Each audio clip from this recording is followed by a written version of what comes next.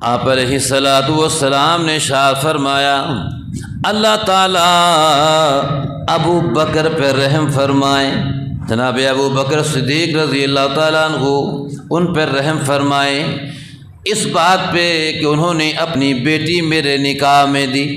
اور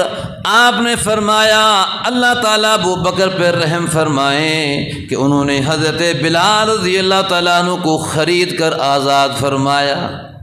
اور آپ نے فرمایا اللہ تعالیٰ ابو بکر پہ رحم فرمائے اس لیے کہ انہوں نے ہجرت کی رات، ہجرت کے سفر میں میرا پورا ساتھ دیا، ہجرت کے سفر میں اس نے میری پوری خدمت کی، سارا اپنا مال لگایا، جان بھی لگائی، مال بھی لگایا، ہر طرح میرا خیال رکھا، اور پورا میرا سفر، ہجرت کا یہ سفر جناب ابو بکر نے